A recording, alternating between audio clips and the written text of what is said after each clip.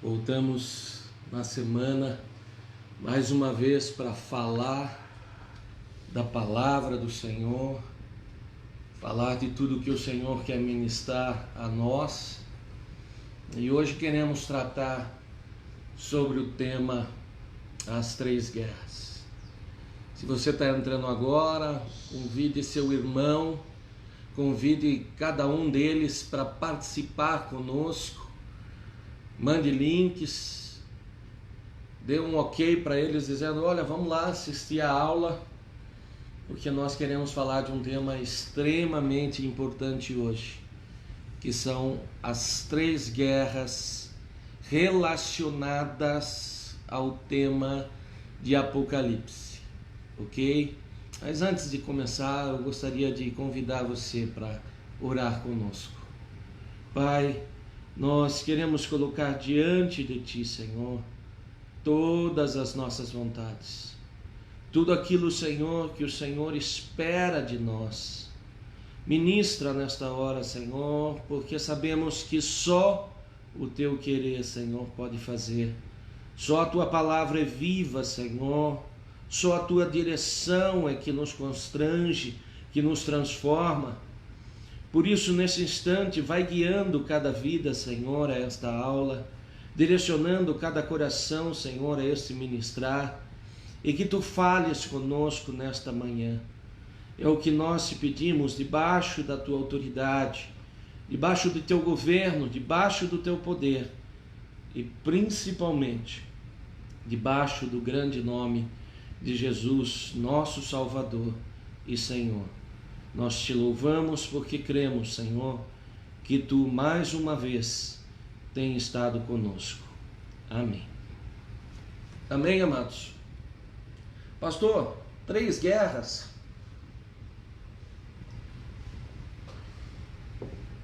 Que conversa é essa?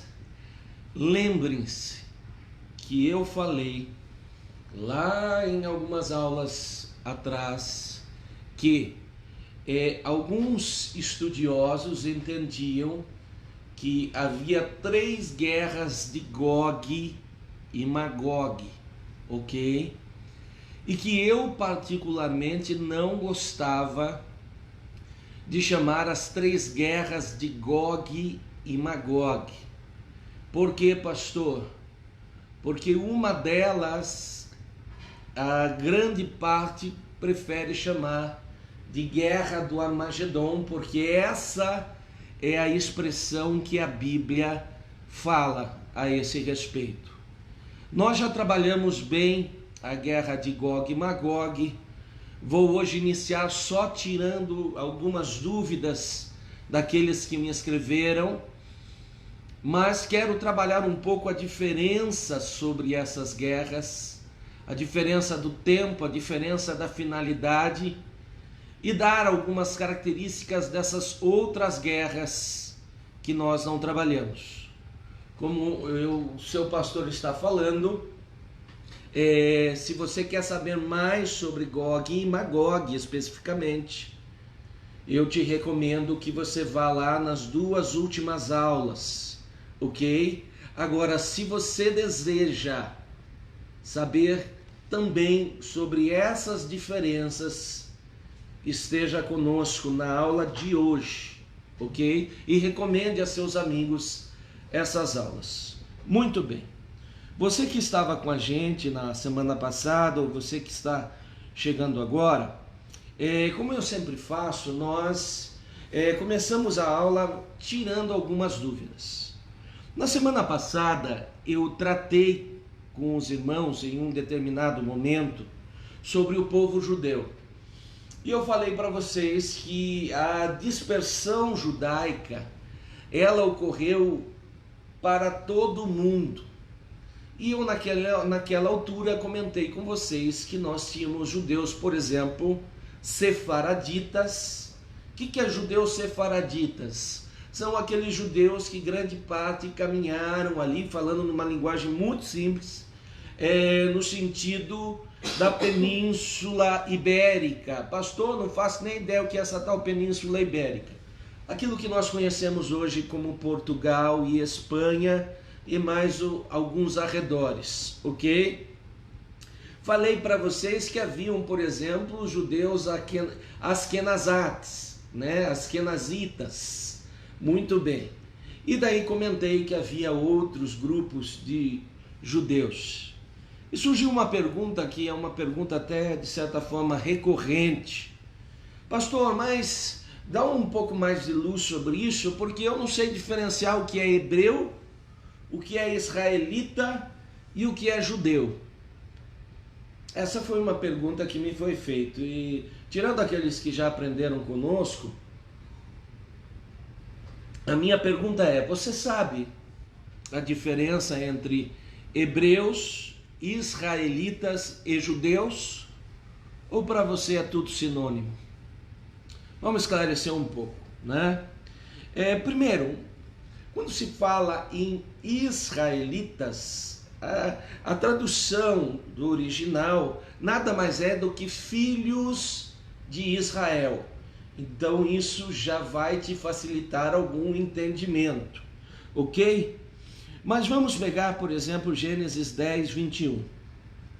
O que diz Gênesis 10, 21? E a Sem, quem que é Sem, pastor mesmo? Eu não lembro. Um dos filhos de Noé. Ele é pai de todos os filhos de Éber. Opa!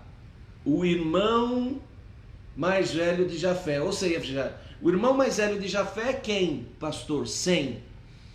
E Éber é o quê? Um dos descendentes dessa casa, ok? Desse nome, Éber, aqui começa a história dos hebreus, ok? Ah, pastor, mas tem uma corrente que diz que os hebreus, a expressão hebreu vem do significado travessia, daqueles que atravessaram o mar, daqueles que sim, é verdade. Mas a corrente mais aceita, a corrente mais ampla, diz que os hebreus são descendentes de Éber. Então, Éber, um descendente de Sem, é na realidade o pai dos hebreus, ok? E daí a gente já vai matar algumas curiosidades também. Ok. E aonde que termina, pastor, essa designação hebreus? Aonde que eu paro de falar em hebreus e começo a falar em israelitas? Que o Senhor falou que são os filhos de Israel. A partir de Jacó. Ok? Não sei se você sabe, em uma determinada ocasião, Deus faz a menção do termo Israel para Jacó e para sua ascendência, ok? Pastor, onde é que está isso? Olha, vamos ver quando que a Bíblia trata disso. 1 Reis, capítulo 12, versículo 19, nós vemos que a Bíblia faz a seguinte menção, que um determinado grupo se rebelaram, os israelitas, contra a casa de Davi. Então você já vê a Bíblia trocando os termos, a Bíblia usando o termo israelita, ok? Muito bem. Pastor, muito bem. Então, eu entendi que o nome de Jacó, como alguns estudiosos gostam de dizer, se torna Israel. Alguns dizem que não, que continuou sendo Jacó, mas na realidade foi uma menção que Deus fez. Mas não importa, o que importa é que o termo Israel está ligado à ascendência de Jacó. Então por aí você já vai pegando a profundeza da coisa, porque hebreu é mais lá para trás. Eu posso dizer que os descendentes de Éber são hebreus, mas nem todos os hebreus vão fazer parte do povo de Israel. E mais adiante, quando nós vamos ter os reinos formados, ou como nós chamamos de reino único, em que Saul, Davi e Salomão governam, vocês vão se lembrar que nós falamos em Israel. Só que acontece o seguinte, você vai se lembrar que lá no tempo de Salomão, Salomão comete muitos deslizes, ainda que sendo um homem sábio, e Deus divide esse Israel, em dois grandes grupos, ok? Primeiro, ao reino do norte, ele vai manter o termo que? Israel. E ao reino do sul, ele vai dar o nome de uma das tribos ali, e ele vai chamar de Judá, ok? Ora, pastor, simples. Judá, judeus, ok? Então por aí você vai entendendo quando o pastor fala sobre judeus, sobre o povo de Israel, ok? Então, para esclarecer a dúvida que me mandaram, pastor, quem vai voltar para Israel? Amados, todos os israelitas. Às vezes nós usamos a expressão os judeus vão voltar no sentido da religião, no sentido da conotação de fé. Mas o mais correto é nós falarmos que os da casa de Israel vão voltar para lá. Porque não se trata somente da tribo de Judá, não se trata somente da tribo de Benjamim, que compunha o reino do sul, mas se trata das 12 tribos que estão voltando para Israel. Porque sobre toda a terra, quem que foi espalhado, pastor? Só os judeus da casa de Judá? Não, eles também. Mas se lembrem que lá quando no reino da Síria, no império da Síria, quem foi espalhado? O reino do norte, que são as outras 10 tribos, ok? O tratar com o reino do sul, ou seja, Judá, foi um pouquinho mais adiante. Entenderam? Muito bem. Olha uma curiosidade interessante. E isso é uma curiosidade judaica, uma curiosidade entre aqueles que são lá de Israel. Eles dizem que Éber, né, que nós sabemos que é descendente de Sem, pastor, descendente como de Sem? Ele era trineto de Sem. Ou seja, o pai dele era bisneto de Sem e ele era trineto, ok? Diz que na época da construção da Torre de Babel, segundo as tradições judaicas, israelitas, Éber foi o único que se recusou participar da construção da Torre de Babel. E o que acontece? Por causa disso, quando Deus manda seus anjos confundirem a língua que havia sobre a terra, Éber então teria tido a bênção de manter o idioma original de Adão. E qual a língua que Éber falava? O hebraico. É daí que vem o conceito de que a língua original de Deus, ou seja, o primeiro idioma que Deus entrega para Adão, que ele fala com Adão, é o hebraico, mantido por Éber. E nessa tradição diz que as demais pessoas, os demais grupos, vão receber então a confusão dos idiomas, e daí surgem o princípio, né? A formação, o núcleo dos nossos idiomas de hoje. Segundo também tradição judaica, diz que Deus mandou 70 anjos, e cada anjo trazendo uma língua, da onde nós podemos dizer que, se isso for fato, a terra sai de um único idioma agora para 71 idiomas iniciais. E nós não precisamos nem dizer que hoje, só em dialetos, em idiomas, nós temos diversos. Impossível saber todos os dialetos. A própria Itália tem mais de 2.000 dialetos entre cidades, entre províncias, ok? Muito bem. Pastor, por que estamos falando isso mesmo? Porque nós estamos falando de uma questão que foi levantada com relação ao tema dispersão judaica ou dispersão israelita, ok? Muito bem. Pastor, Heber teve filhos? Teve. Um deles era Peleg. Agora olha que curioso. Sabe o que significa Peleg? Significa separar, dividir. Então, na tradição judaica, acredita-se que quando Heber estava para ter Peleg, seu filho, foi o período onde houve a confusão da Torre de Babel.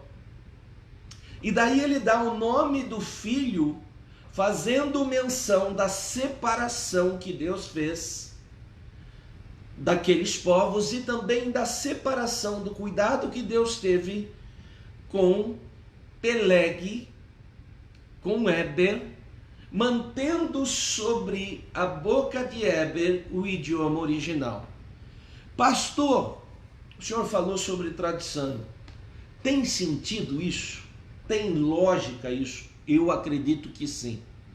Porque se você ver e estudar o hebraico, você vai perceber que a maneira como o hebraico é trabalhado, a maneira como o hebraico tem a sua estrutura gramatical, bate muito com a Bíblia, bate muito com o entendimento bíblico, o que nenhum outro idioma consegue fazer. Daí eu particularmente acreditar que de fato Adão pudesse falar o hebraico. Claro que não o nosso hebraico, talvez moderno, que deve ter tido algum tipo de variação, mas o hebraico genuíno, que tem muito comum com o nosso hebraico, ok? Muito bem. Então você entendeu que hebreus estão mais ligados a filho de Heber, ou seja, os descendentes de Sem, e os israelitas estão mais ligados ao quê? Aos filhos de Israel, mais precisamente aos filhos de Jacó, aos descendentes de Jacó. E no termo hebraico nós dizemos Benei Israel, ok? E o termo Benei Israel aparece, para você ter uma ideia, 608 vezes na Bíblia, né? Pastor, eu ainda não estou lembrando. Amados, lembra da conversinha de Jacó lutando lá no vale, né? Ele prevalecendo e Deus fazendo menção do nome de Israel. Muito bem. Agora, eu comentei uns outros termos e já adianto aqui. Quando eu falo edomitas, eu estou falando da região de Edom. Quando eu falo da região de Edom, você vai se lembrar que Isaac teve um irmão chamado Esaú.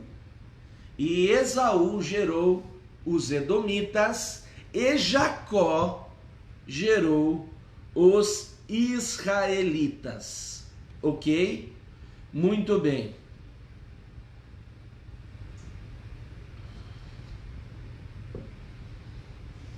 Agora, vamos seguir em frente. Eu creio que vocês conseguiram ter uma luz um pouco sobre essa diferença. Então, quando o seu pastor tratar e falar muitas vezes judeus, eu estou falando de um termo generalizado, ok? Entenda, israelitas, ok? Os judeus mais no sentido da fé ou algo do tipo, mas na realidade israelitas, ok? Que são descendentes das 12 tribos. Muito bem. Agora é importante nós destacarmos o seguinte. Nós falamos sobre Gog e Magog nas últimas 2 aulas, ok? A pergunta que me fizeram, pastor, quando é que vai iniciar Gog e Magog?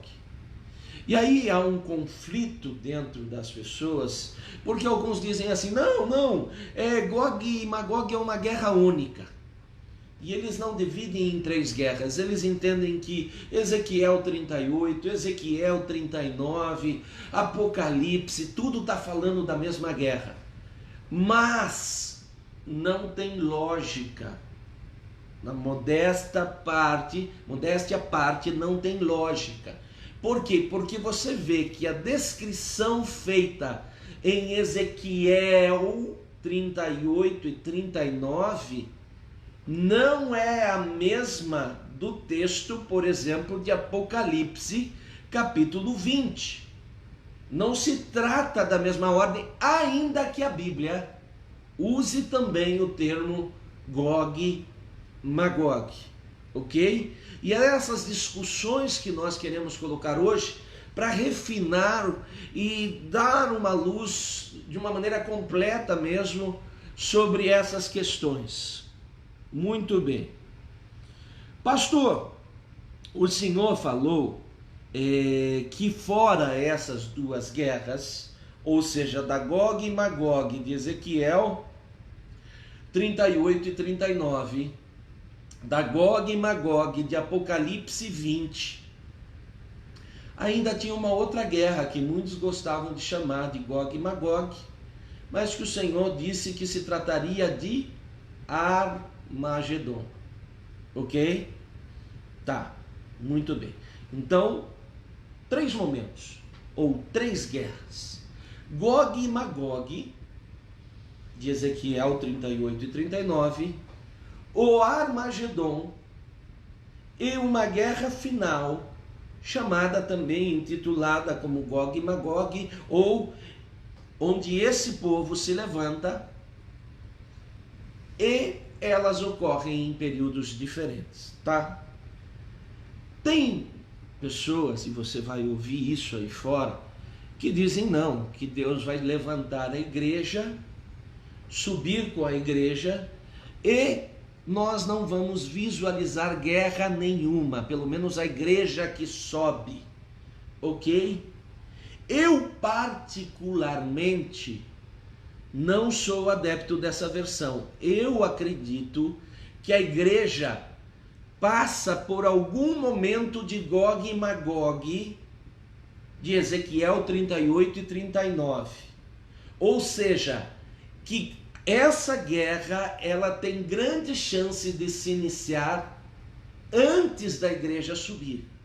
Como eu falei na outra aula, eu não acredito que talvez a gente possa pegar a guerra toda. Ok? Muito bem, mas o início da guerra, ou talvez parte dessa guerra, talvez Deus permita nós pegarmos. Mas eu sempre friso, esteja preparado para tudo. E aí eu já respondo uma outra questão que me mandaram. E essa questão mais relativa aos temas anteriores. Pastor, o senhor falou que é pré-tribulacionista, né? E que a marca da besta, ela vai ter seu auge, ela vai ter seu momento durante a tribulação. Então, pastor, eu posso ficar tranquilo e aceitar qualquer marca que seja, porque eu sei que Deus vai arrebatar a igreja antes. Não. Pastor, como não? Eu falei para vocês que em tudo aquilo que Deus me ensina, em tudo aquilo que Deus nos prepara, a igreja sobe antes. E que o auge da marca da besta vai ser na tribulação. Mas eu não disse que essa marca só ia dar as caras lá. Para você ter uma ideia, na Europa hoje já existe mais de 1.000 europeus com microchip implantado. Pastor, e se não for o microchip, for o selo holográfico que o Senhor falou? Tudo bem. E se for um nanochip, pastor? Tudo bem. O importante é que, ainda que você esteja na terra, alguém vir com uma conversa para você, vamos colocar uma marca na sua mão direita ou na sua fronte, recuse. Ah, mas a igreja ainda não subiu. Recuse. Ok?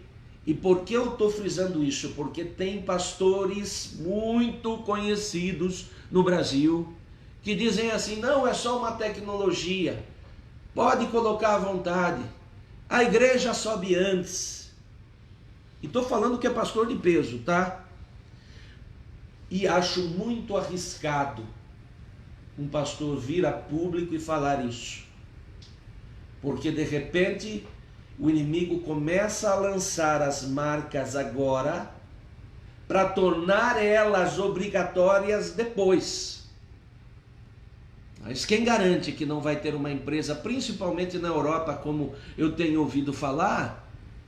Eu, numa dessas notícias estrangeiras aí, a pessoa faz o seguinte relato, que a empresa dele começou a exigir a implantação de microchip, que a empresa dele agora só trabalharia com a implantação do microchip, e curiosamente, na mão direita. Pastor, será que é a marca da besta? Amados, eu não posso dizer aqui que necessariamente é ou não é, mas você concorda comigo? Microchip bem na mão direita, eu não aceitaria. Por via das dúvidas, eu não aceitaria. Entende? Muito bem. Então vamos voltar aonde nós estávamos. Pastor, então Gog e Magog, o senhor entende que começa um pouquinho antes da tribulação, certo? Certo. E o Armagedon? Lá no final. Lembra quando termina a sexta praga para o início da sétima? O que acontece lá? Jesus pisa no Monte das Oliveiras e inicia uma nova guerra, da onde nós chamamos de Armagedon. E aonde acontece, pastor, o tal Gog e Magog, ou a luta em que Satanás arregimenta o povo de Gog para batalhar com as nações contra Deus? Lá, quando termina o milênio. Entendeu? Olha a distância de Ezequiel 38 e 39, antes da tribulação, ou no mais tardar, nos princípios da tribulação, e de uma Gog e Magog lá, depois de terminar o milênio, quando Satanás será solto. Ok? Muito bem, vamos adiante. Pastor, o Senhor detalhou para nós nas últimas duas aulas, Ezequiel 38. O Senhor fez menção de cada povo, fez a divisão de cada povo, sim. E se você quer assistir de novo, volta lá, ok? Mas pastor, nos dá uma luz sobre Ezequiel 39, que foi a pergunta, e eu achei muito importante isso. Por que Ezequiel 39? Porque Ezequiel 39, ele vai dar as características da Gog e Magog. Mas por que eu deixei para a aula de hoje? Porque eu queria falar da diferença dessas três guerras, ok? Mas em si, o entendimento de Gog e Magog, vocês fecharam lá. Agora, pastor, Ezequiel 39, que versículos que o Senhor acha importante para lançar mais luz sobre essa guerra de Gog e Magog, e nós entendemos a diferença dessas três guerras? Ezequiel 39, versículos 6 ao 13. Olha o que diz lá. E enviarei um fogo sobre Magog, Pastor, o que era Magog? A terra de Gog, tá lembrado? A terra da Rússia, tá lembrado? Ah, sim, pastor. Ah, e todos aqueles povos ao redor que iam apoiar a Rússia, que iam combater Israel. Por que motivos, pastor? Vocês vão se lembrar das riquezas minerais de Israel, vocês vão se lembrar do petróleo, vocês vão se lembrar de que Israel é um caminho de transações também, em que hoje eles não podem entrar lá simplesmente por entrar. E tantas outras coisas que eu te convido a assistir as outras 2 aulas, se você não assistiu, ok? Por quê? Porque precisamos dar andamento. Muito bem. Agora veja que Deus está falando de como vai terminar Gog e Magog.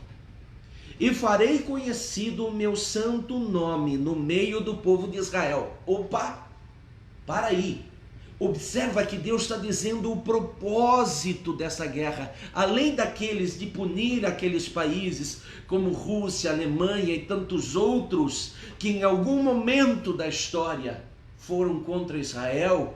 Agora Deus vai começar a se revelar para Israel, ok? Muito bem, e farei conhecido o meu santo nome no meio do meu povo Israel.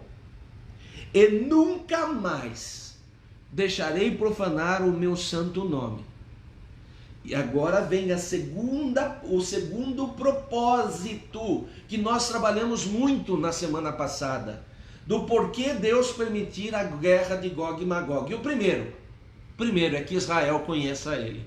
O segundo, e os gentios. Quem são os gentios, pastor? Nós, ok? Quem não é Israel. Ah, não, pastor, aceitei Jesus como Salvador. Amém.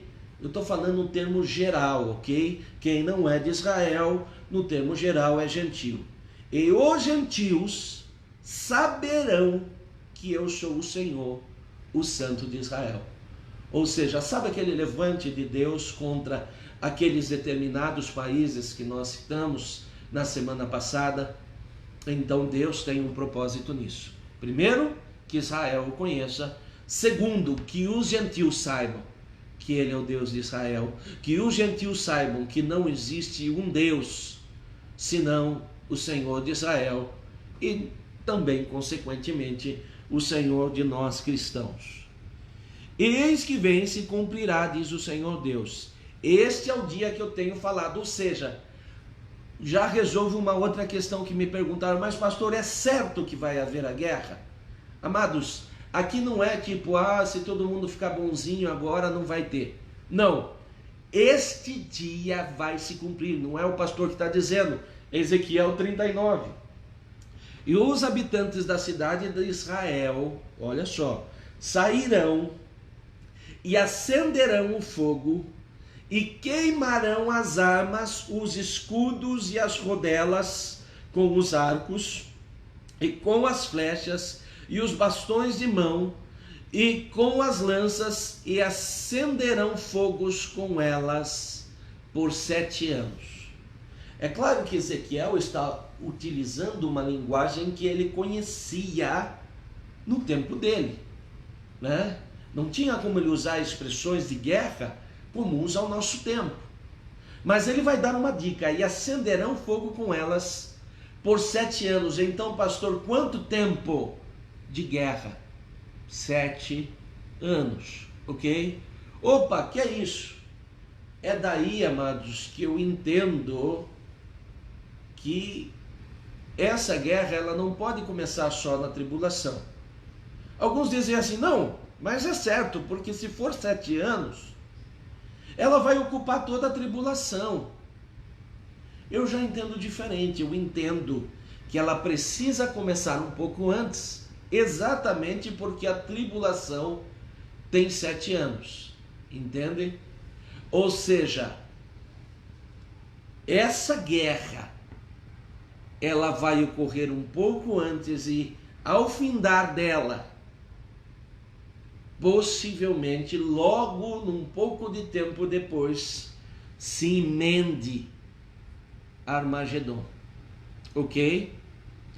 E olha o que diz ainda Ezequiel 39. E não trarão lenha do campo, nem cortarão dos bosques, mas com as armas acenderão fogo, e roubarão os que os roubaram, e despojarão os que despojaram. Vai ter tanta arma de guerra, vai ter tanto resíduo de guerra, que eles não vão precisar nem de lenha, segundo a expressão bíblica, para fazer fogo. O próprio armamento, os próprios resíduos de guerra servirão como fogo. E sucederá que naquele dia darei ali a Gog um lugar de sepultura em Israel. Opa, pastor, Gog, o grande líder da Rússia, vai morrer nessa guerra e ele vai ser sepultado em Israel. Sim, é o que diz Ezequiel 39, ok? E a casa de Israel, nos versículos seguintes, diz assim: e a casa de Israel os enterrará durante 7 meses. Você acha que vai morrer bastante gente? Você acha que muitos vão morrer? Você entendeu que são 7 meses enterrando pessoas? Você entendeu que Israel vai enterrar seus inimigos durante 7 meses? Muito bem. Então você entendeu porque será uma guerra de 7 anos. E você entendeu porque muitos desses grandes exércitos se levantarão contra, e Deus os vencerá, e Deus aniquilará esses povos, ok? Muito bem. Então, pastor, o senhor acha que inicia um pouco antes da tribulação e ela acaba entrando em parte da tribulação? Sim, porque eu creio que o anticristo, no momento em que ele vai gerenciar a terra, qual é uma das lutas dele? É que haja, entre aspas, um falso reino de paz, né? Um falso momento em que ele diz: olha, alguém tem que entrar para parar tudo isso. Alguém tem que estabelecer uma terra única, um povo único, uma língua única, valores únicos. Ok? Muito bem. Vamos adiante. Então você entendeu, agora creio que uma forma completa sobre a guerra de Gog e Magog, com as seguintes ressalvas. Pastor, tem gente que acha que é uma guerra única? Tem. Pastor, tem gente que acha que vai ser durante a tribulação? Tem. Eu já cito isso para evitar conflitos, evitar pessoas: ah, pastor, mas tem o cara que acha que não vai acontecer nada disso e que Jesus num dia vai despontar no céu, vai ser a segunda vinda e tudo acaba. Tem.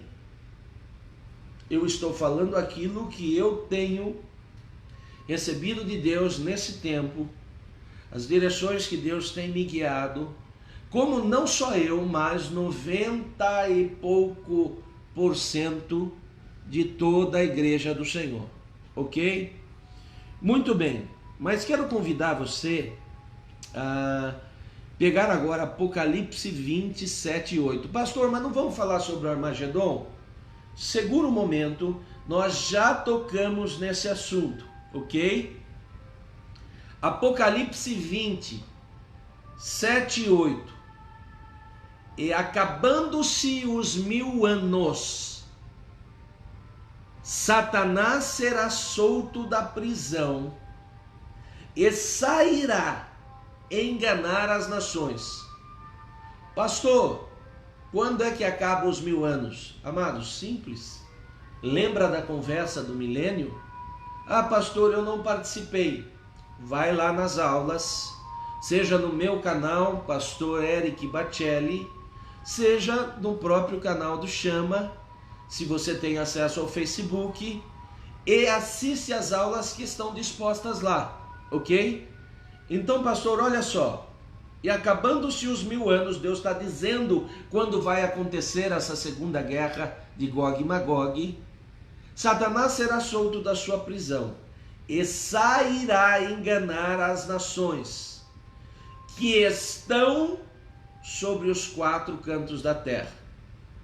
Aí já tem uma diferença da guerra de Gog e Magog de Ezequiel 38 e 39. Não sei se você percebeu.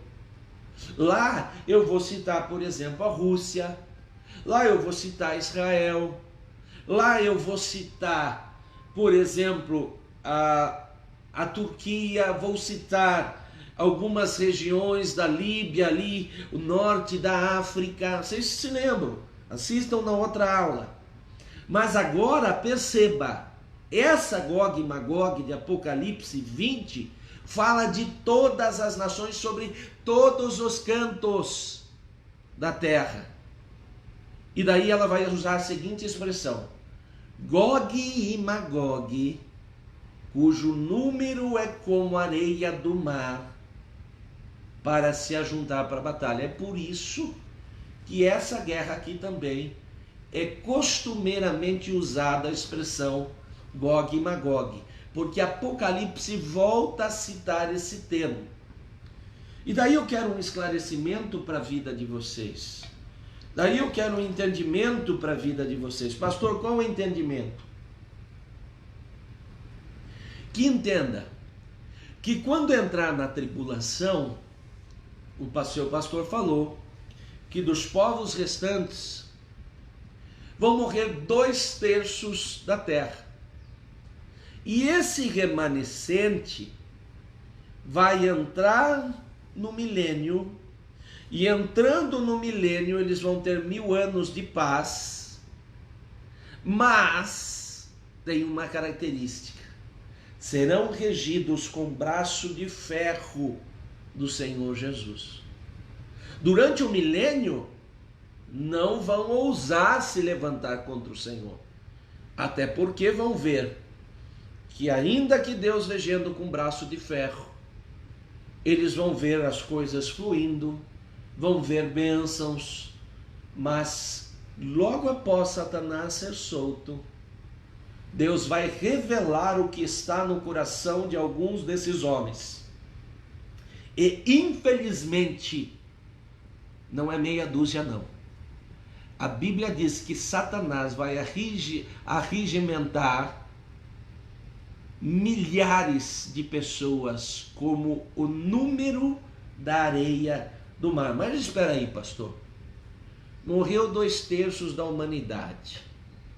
Como é que nós podemos ter um número como a areia do mar? Novamente eu te digo, pensando em 7 bilhões e meio de pessoas. Tira 2/3, 5 bilhões. Nós ainda temos 2 bilhões e meio. Agora, pegamos 2 milhões e meio, ou o número que seja, em 1000 anos, eu falei para vocês que vai haver novas gerações. As pessoas vão se multiplicar. Você acha que em 1000 anos essa população não vai aumentar absurdamente? Até porque vão viver, como eu mencionei para vocês, como os homens antigos da Bíblia.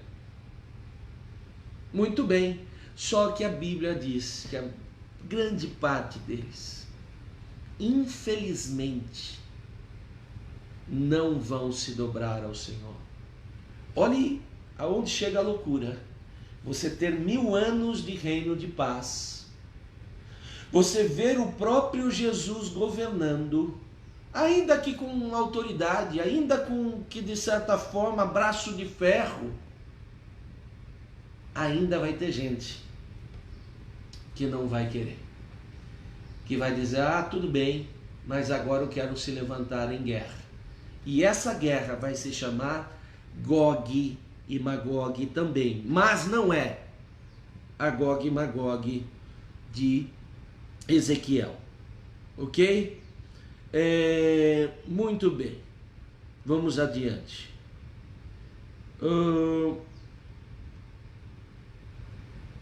Vamos falar um pouco sobre a guerra que restou, a guerra do Armagedon. Vocês vão se lembrar que o seu pastor falou para vocês de Apocalipse 16, quando nós tratamos o tema do milênio. Mas eu volto a citar para que você se localize aonde está essa guerra do Armagedon. E o 6º anjo derramou a taça. Que momento que nós estamos falando, pastor? Da sexta taça. Pastor, que momento que é esse? Já passou os 7 selos, já passou as 7 trombetas, e aí então já passou os primeiros 3 anos e meio, e agora nos 3 anos e meio finais, vai passar até o 6º selo. Chegando no 6º selo, a Bíblia, na sexta taça, ou seja, bem no finalzinho dos 7 anos, ou seja, lá pelos 6 anos e pouco, quase 7 anos, perdão, e o anjo do Senhor derramou a taça sobre o grande rio Eufrates. Pastor, me localizei. Pastor, estou entendendo isto, pastor.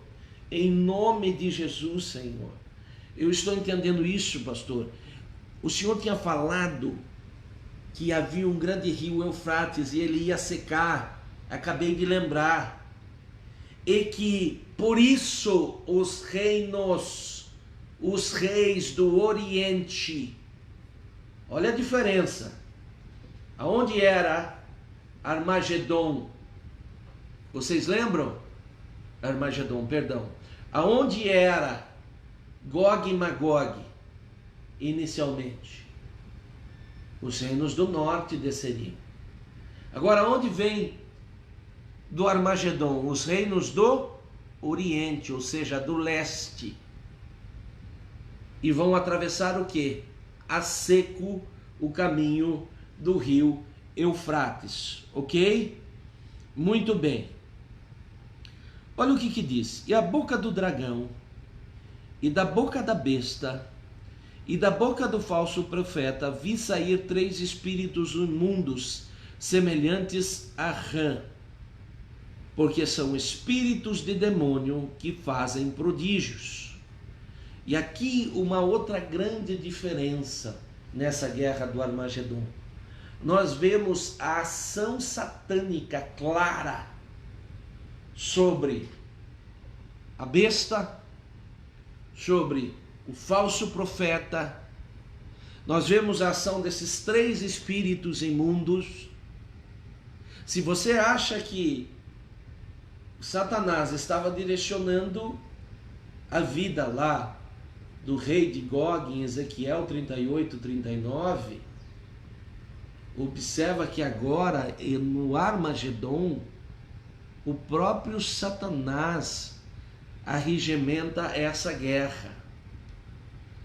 Agora, porque são espíritos demônios que fazem prodígios, quais vão de encontro dos reis da terra e de todo o mundo para congregar para a batalha no grande dia do Deus Todo-Poderoso.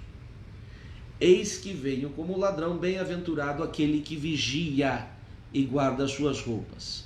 Muito bem. Como era o nome, pastor, desse local em hebraico? Ok? Armagedon. Agora olha lá. E o 7º anjo derramou sua taça no ar, e saiu grande voz do templo do céu, do trono, dizendo: está feito.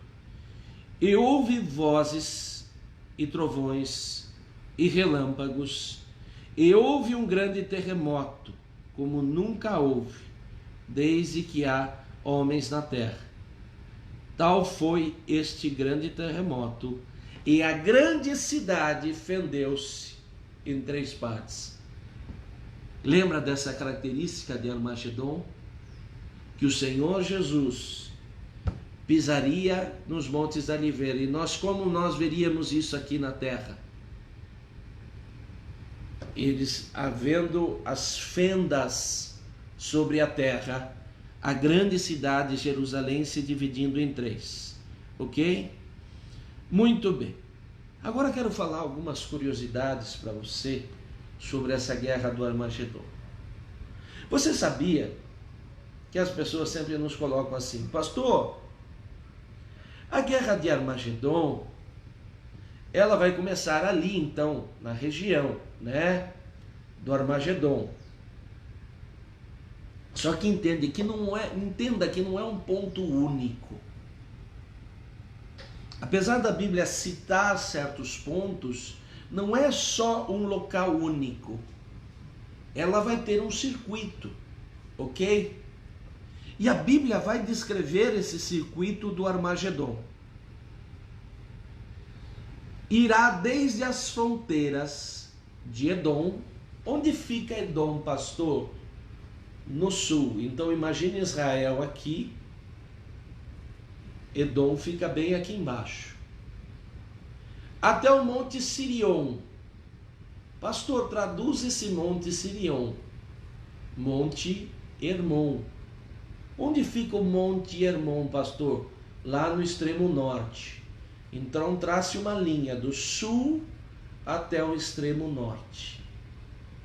Opa, pastor.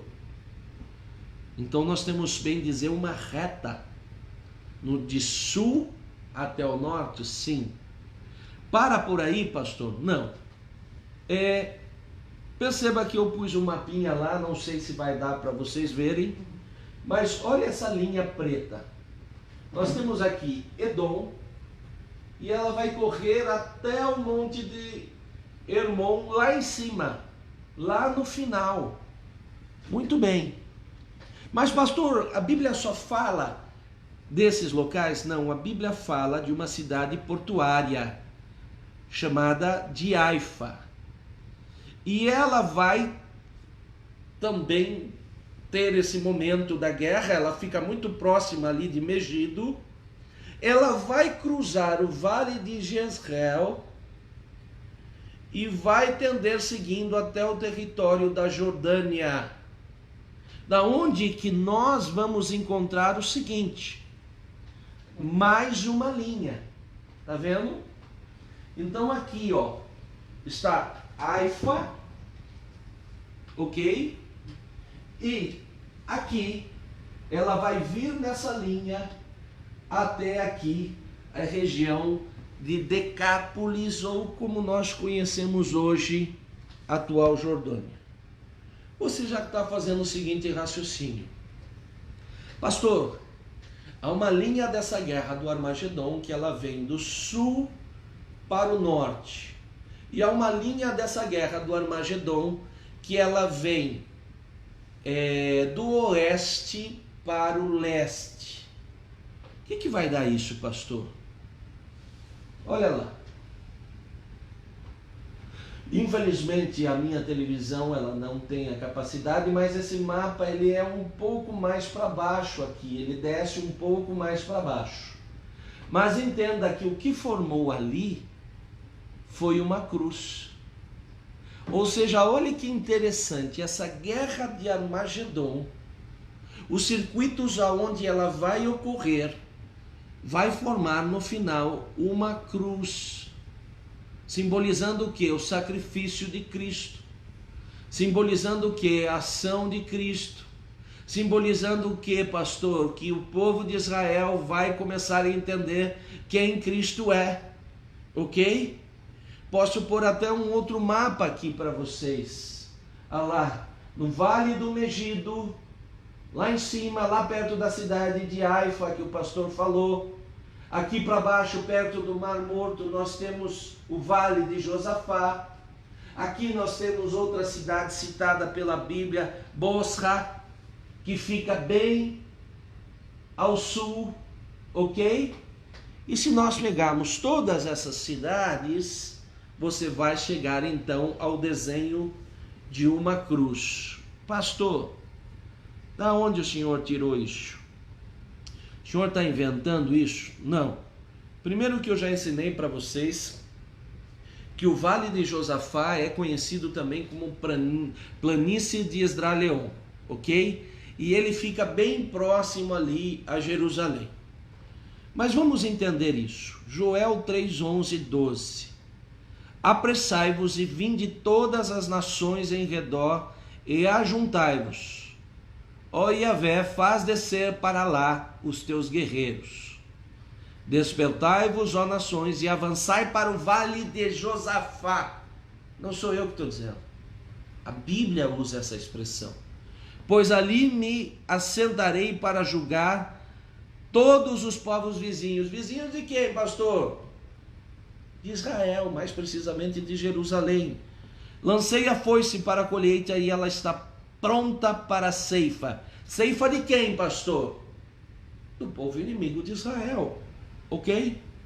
E daí você vai dizer, pastor, está dizendo que vai ceifar, está dizendo que vai cortar. Muito bem. Agora vamos ver Isaías 63, que interessante. Quem é este que vem de Edom, de Bosra? Ah, pastor, se um fala do vale de Josafá com relação à guerra do Armagedon, Isaías 63 fala de Bosra, sim, com vestes tintas, este que é glorioso em sua vestidura, que marcha com sua grande força. Ó, agora veja o que Isaías vai falar sobre essa guerra do Armagedon. Olha o nível da coisa. Eu sozinho, quem, pastor? O próprio Cristo. Porque está vermelha a tua vestidura e as tuas roupas como daquele que pisa no lagar. Imagina o cara pisando a uva. Ele suja a roupa dele daquele vermelho intenso da uva. Ok? A Bíblia diz que Isaías tem uma visão como que um homem manchado, como se tivesse pisado uva em lagar. Só que agora não é o sangue da uva, né? Pisei no lagar e dos povos ninguém ouve comigo. E os pisei na minha ira. Ah, pastor, Jesus é misericordioso, Jesus não vai fazer nada disso, Jesus não vai fazer a tribulação. Amados, Isaías, profeta de Deus, Velho Testamento, diz que ele vai pisar na ira. E os pisei na minha ira, com sua ira, perdão. E os esmaguei no meu furor. Não sou eu que estou dizendo, ok? E o seu sangue salpicou minhas vestes. E manchei toda a minha vestidura. Sabe o que Deus está dizendo aqui? Que agora não é sangue de uva, não é vermelho de uva, não. Agora é sangue de povos que se levantaram contra Israel. Porque o dia da vingança estava no meu coração. Pastor, então Deus vai ter um dia da vingança? Pois é, amado, a gente gosta de conhecer Deus como Deus de misericórdia, mas Deus é justiça. Não posso eu nem você exercer justiça. Não posso eu nem você dizer para Deus o que é justiça. Mas uma coisa saiba, que não é porque eu e você não podemos exercer justiça, não é porque eu e você não podemos exercer julgamento, e porque eu e você não podemos exercer julgamento? Porque nós somos pecadores. Nós somos falhos. Então, ainda que eu tente olhar para uma situação, Deus, olha aquilo, olha aquele outro, Deus vai dizer, mas você não pode apontar, porque por melhor que a gente possa tentar ser, ainda nós temos falha. Mas o Deus de Israel, Criador de todos os homens, o Deus justo, este tem direito de pisar o lagar. Esse tem direito de punir com um dia de vingança. E por que ele vai fazer isso? Porque os povos se levantaram contra seu povo, porque os povos se levantaram contra a sua palavra. Lembra tudo o que vai acontecer na tribulação? E que ela vai terminar aí quando entra essa guerra do Armagedon? Entenda, não é pouca coisa. Agora, Zacarias 14, 3, 4 diz o seguinte: o Senhor sairá à peleja contra estas nações, novamente dizendo, como pelejou sim no dia da batalha. E naquele dia estarão os seus pés sobre o monte da oliveira. Então, chegou ali, na sexta praga, Deus vai pisar o Monte das Oliveiras e ele vai se fender, como num terremoto, como nós lemos no outro versículo, e vai formar um grande vale. A terra vai se fender em 3, ok? Muito bem. Agora, olha que curioso. Jesus vai na guerra do Armagedon pisar a terra ali no Monte das Oliveiras e a cidade de Jerusalém vai se fender em 3, ok? Vamos em Ezequiel 47:1, que diz o seguinte: depois disso, me fez voltar à porta da casa, e eis que saíam águas por debaixo do umbral da casa, para o oriente, porque a face da casa dava para o oriente, e as águas desciam de baixo, desde o lado direito da casa ao sul do altar. Agora, vamos tentar mostrar visualmente para vocês o seguinte. Imagina que eu tenho aqui 2 canais que vão se fender, né? E vão formar o quê? 3 partes, ok? Uma parte central, uma parte a oeste e uma parte a leste. Desculpa eu estar fazendo dessa forma, é que alguns mapas não dão para colocar aqui para vocês visualizarem. Então eu estou vendo aqui 2 canais, ou seja, quando Jesus pisar e fender a terra em 3, vão se formar 2 canais. Agora, curiosamente, esses canais batem com Ezequiel 47:1. Porque o primeiro canal, ele vai no sentido do mar oriental, que é o Mar Morto, como nós conhecemos. E ele vai formar um vale ali nas montanhas de Judá. O segundo canal, ele já vai no sentido ocidental, lá do Mar Mediterrâneo, ok? Numa extensão de mais ou menos uns 80 quilômetros, ok?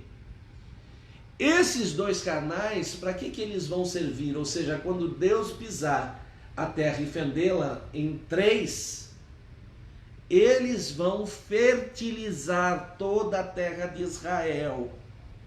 Formou 2 canais. Para quê, pastor?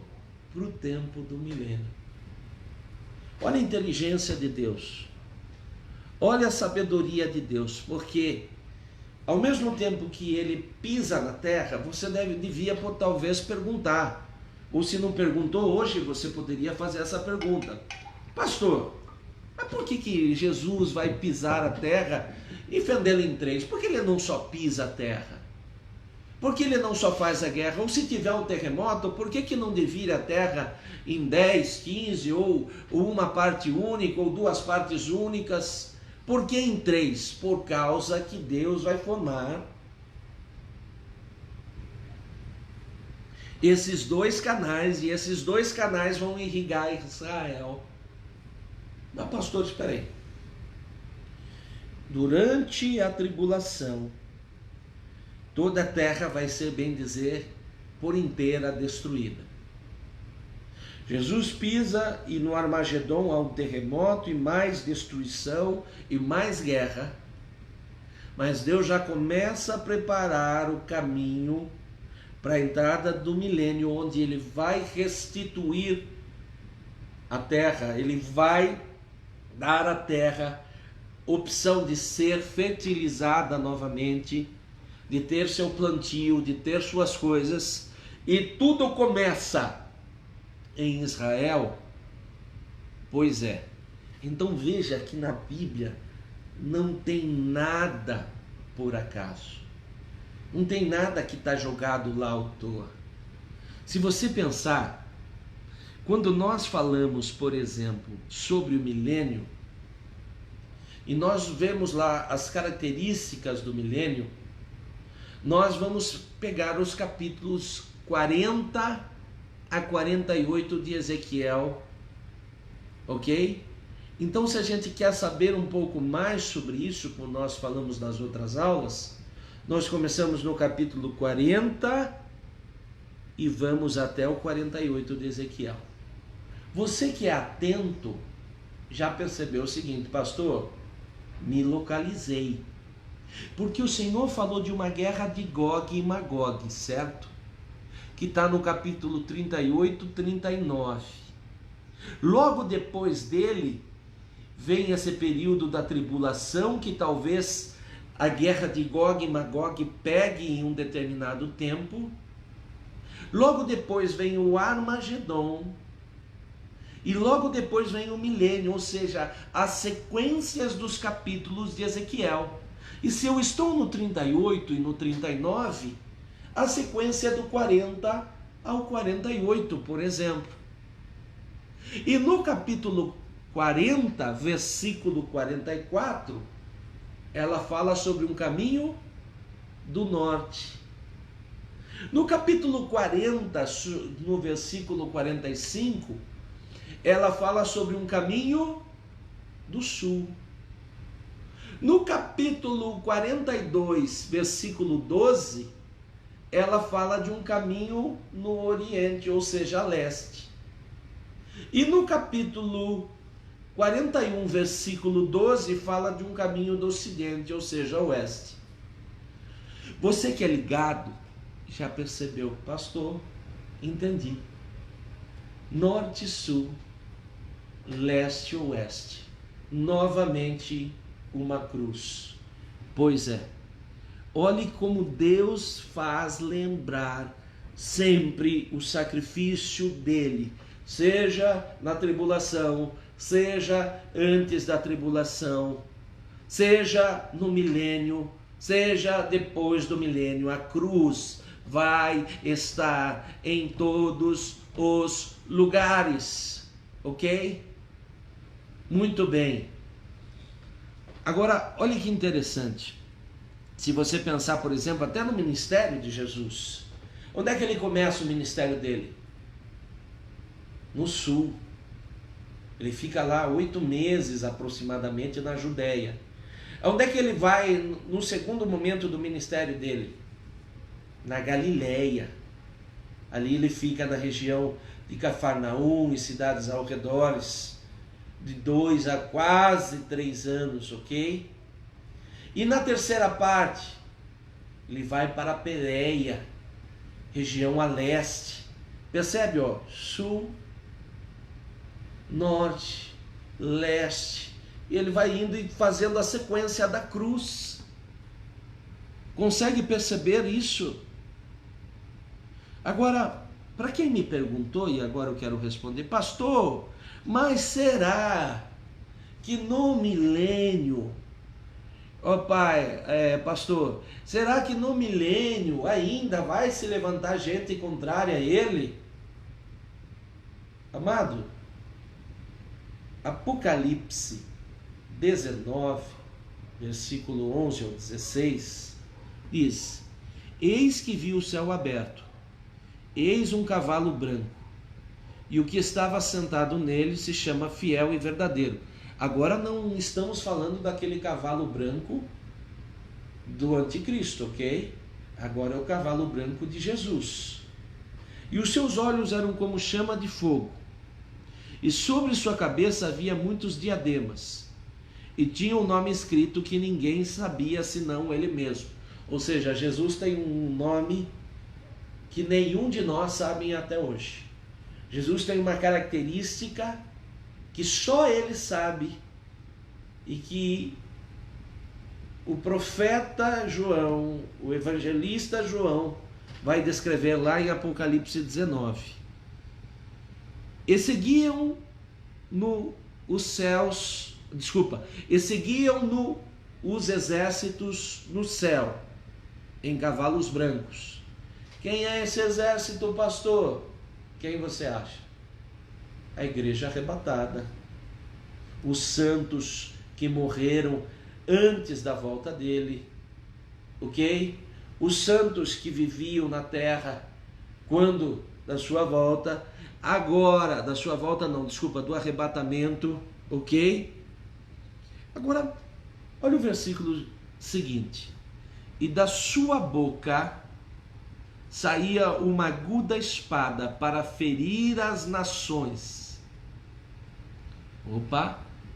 E ele as regerá. Está falando de que período? Qual é o período que Jesus vai voltar a ser rei sobre a terra? Qual é o período que ele vai reger as nações? No milênio. E ele as regerá com vara de ferro. Não sou eu que estou falando, é Apocalipse 19, versículo 11 ao 16.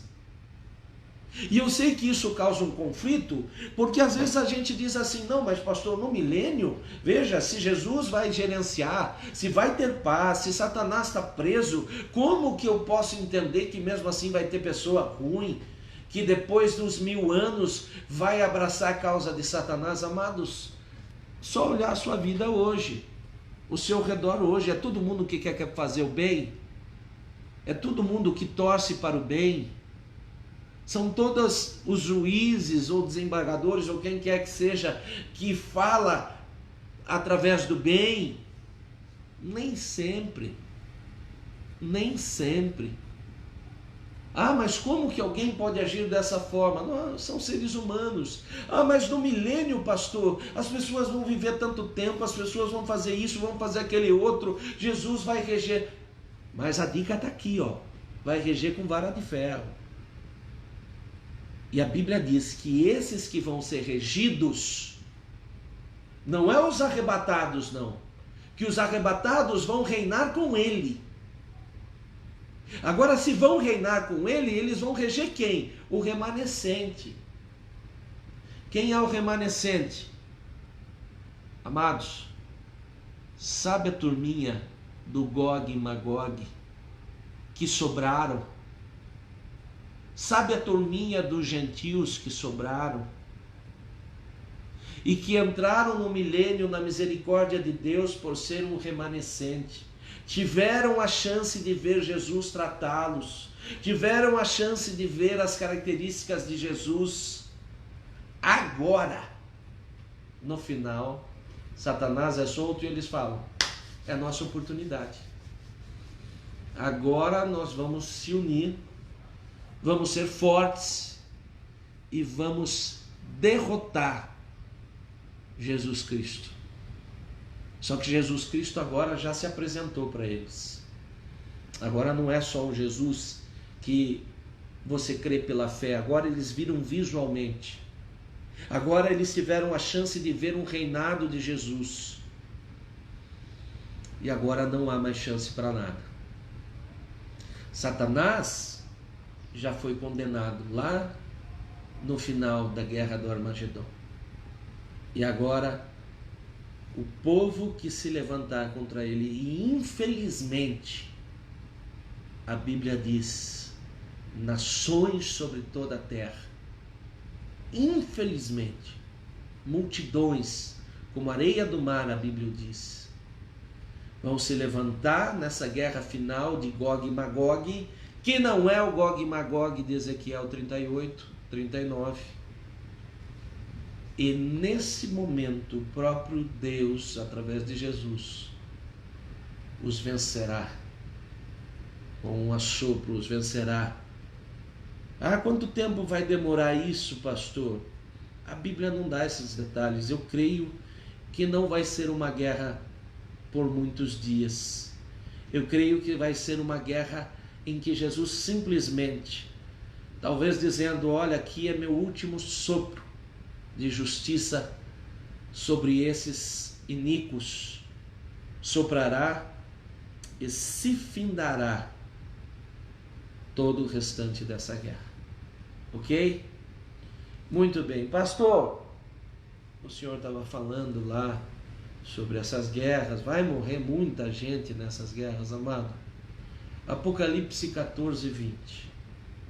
E o lagar foi pisado, nós estamos falando aqui da de Armagedon, ok? E saiu o sangue do lagar até os freios do cavalo. Como assim, pastor? Imagina um cavalo geralmente com as 4 patas no chão, ele tem 2 metros e pouco de altura. O freio do cavalo, aproximadamente 1,70 a 1,80, o freio onde se puxa o cavalo pela boca. Ou seja, a estatura de um homem. A Bíblia diz que vai ter tanto sangue que vai alcançar o freio do cavalo. Você imagina você estar sobre a terra e ter tanto sangue a formar a altura de um homem? Ah, mas pastor, isso é o quê? Num quadrado de 1 metro por 1 metro? Não. A Bíblia diz que aquele vale da morte, onde Deus vai guerrear, sabe aquele desenho da cruz? Ele equivale a 1.600 estádios. Para traduzir para o nosso tempo, isso equivale a 300 quilômetros. Pastor, 300 quilômetros e vai ter sangue até a altura do freio de um cavalo? Pois é, você acha que vai morrer pouca gente? Ah, mas pastor, será que Deus é tão durão assim? Amados, Ele é justo. E é por isso que eu falo para a igreja e insisto para a igreja: acerte a sua vida. Se a sua vida não está 100%, se você não está preparado, se você diz hoje, pastor, eu não sei se eu subiria hoje, acerte a sua vida. E nós não falamos isso para te repreender, não falamos isso para te censurar, falamos isso para que você entenda que se você tem conhecido um Deus de misericórdia, existe também um Deus de justiça. Zacarias 14:7. Mas será um dia conhecido do Senhor, nem dia nem noite será, mas acontecerá que ao cair da tarde haverá luz. Ou seja, depois de tudo isso, Deus então diz que haverá luz, mas não para aqueles que morreram. A Bíblia diz em Apocalipse 9:16 que era um exército de 200 milhões de homens na guerra do Armagedon. Só o exército, 200 milhões de homens. Então esteja pronto para subir. Não aceite a marca da besta, não aceite qualquer outro caminho, a não ser entender que Deus quer exercer misericórdia em você. Mas se nós não estivermos alinhados, o que nos alcançará será a justiça. Amém? Alguém colocou alguma coisa? O Paulão colocou: mesmo no milênio, as pessoas ainda são filhos de homens nascidos do pecado? É isso, pastor? Sim, Paulão. O que acontece? Vai ter três grandes grupos. Primeiro, quem vai ser o exército de Deus que vai descer do céu? Deus, através de Jesus, que vai reinar no milênio. Junto com Jesus, vem seus anjos. Todos os anjos, não sei te dizer, A Bíblia dá sinal de anjos. Quantos serão, se todos ou não, não sei te dizer.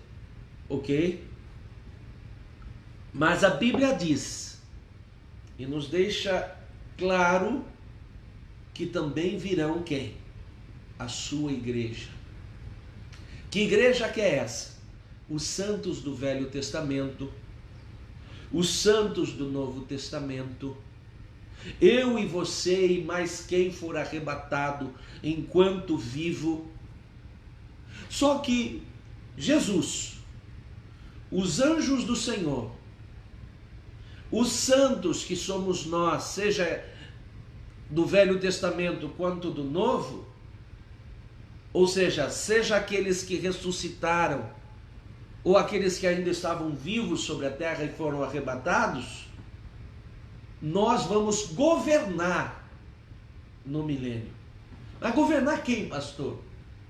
Governar sobre o remanescente. Agora, o remanescente não teve o corpo transformado. Eu e você, quando arrebatado, vamos ter o corpo transformado. O remanescente não teve. Só teve a sorte, só teve a misericórdia de mesmo diante de todas as desgraças da tribulação, ainda ter conseguido sobreviver para entrar no milênio. E aí ter uma chance, que eu chamo de a grande chance, de ver Jesus reinar por 1000 anos. Fora esses, entenda que se eles são remanescentes, são carne, eles ainda têm vida sexual. Nós, com o corpo transformados, não vamos mais ter. Nós não vamos mais poder ter filhos. Nós não vamos mais poder tratar a nossa esposa como esposa. Ali cada um vai ser irmão.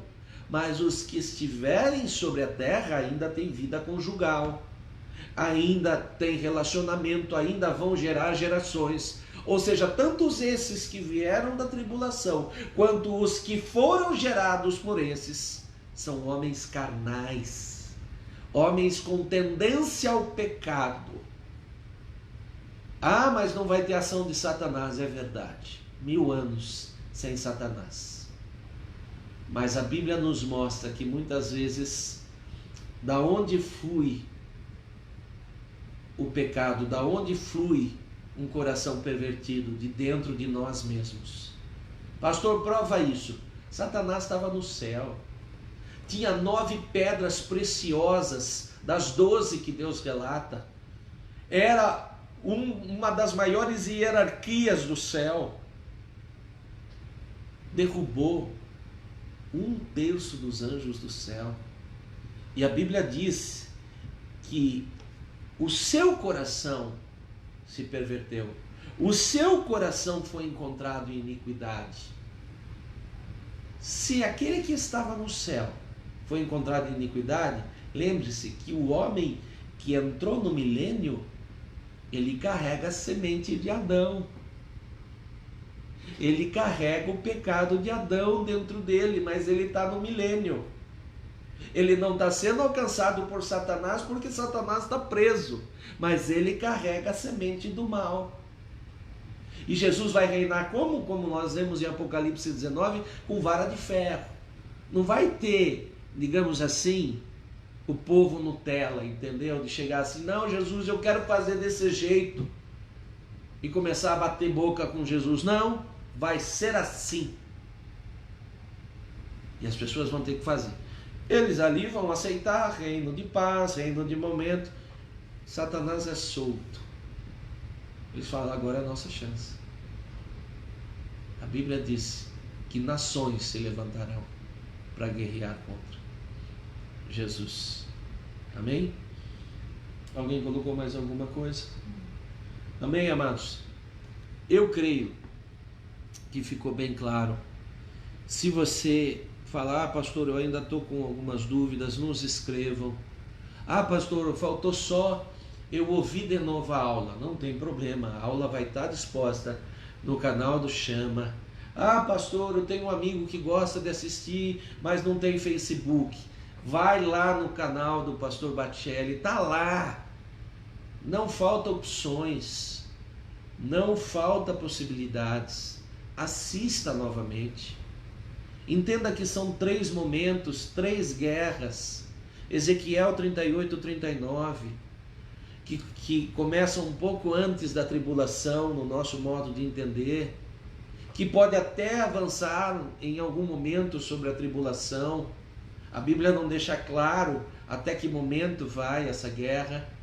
Mas lá no final da tribulação nós temos a guerra do Armagedon, que vai dar um fim em parte dos perseguidores de Deus, mas vai ter um remanescente que vai entrar no milênio e que vai ter que ser tratado no milênio. Mas lá no final, Jesus, na sua onisciência, vai dizer, espera aí, e todos esses que viveram no milênio, tem muita gente aqui que não quer nada comigo.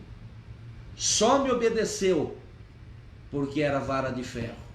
Só me obedeceu porque eu determinei e eles tiveram que cumprir. Agora eu vou dar uma liberdade para eles. Eu solto Satanás e eles vão ter direito de escolher, Satanás ou eu. E a Bíblia diz que, infelizmente, nações dos 4 cantos da terra vão escolher Satanás e junto com Satanás vão se levantar para a última guerra de Gog e Magog, para o último remanescente que agora vai ser derrotado com o sopro do Senhor. E ali então se encerra uma conversa. Daí tem o grande juízo do trono branco. E daí aqueles que passarem por tudo isso, os que foram condenados, vão para o lago de fogo e enxofre. O inferno vai para o lago de fogo e enxofre. O anticristo e o falso profeta já estão lá, desde quando foram derrotados na guerra do Armagedon. Mas há uma outra parte que está salvo no paraíso, aguardando agora os novos céus e a nova terra. Amém? Alguém colocou mais alguma questão? Amém? Amados, eu sei que é um tema desafiador, tanto que a maioria dos líderes não gostam nem de tratar desse tema, porque são muitos detalhes, exige um conhecimento, e a gente tenta, dentro das possibilidades, destrinchar da maneira mais fácil possível. Mas você tem uma chance, a aula está gravada, assista lá. Não tenha medo de mandar um WhatsApp para o seu pastor, ou mesmo lá no grupo do Chama, lançar uma pergunta. Ah, pastor, mas meu amigo não tem. Novamente eu repito, não tem Facebook. Vai lá no canal do YouTube do pastor, assiste por lá, e que Deus te abençoe. Nos demais recados, nós tivemos a notícia de que a prefeita fez algumas alterações nessa semana e, infelizmente, a igreja, a partir dessa semana, volta ao ritmo anterior. Hoje à noite, até onde eu sei, até onde foi divulgado, haverá culto na igreja, ok?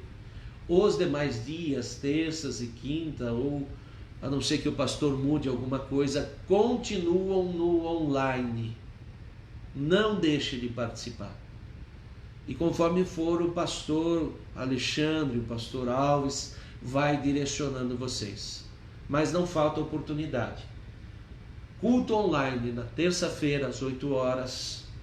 Estudo do discipulado às 7 da noite, nas quintas-feiras. Projeto Chama para os jovens no sábado às 8 horas. Escola dominical, tema Apocalipse, 9 da manhã, todo domingo. E nos domingos à noite, às 19 horas, o culto do Senhor, ok? Nas quartas-feiras, Mateus sempre deixa lá no grupo instruções sobre como fazer o culto Betel, com versículos, com textos, para auxiliar quem deseja fazer o culto de quarta-feira entre a sua família, tá bom? A oportunidade não falta. Que Deus te abençoe. Agradeço de coração por você estar com a gente, por você participar conosco. Que Deus te dê uma semana de muitas vitórias. Que Ele abençoe a sua família, abençoe o seu fazer, o seu andar, o seu falar, e fiquem com Deus, em nome de Jesus. Um grande abraço. Deus te abençoe, em nome de Jesus.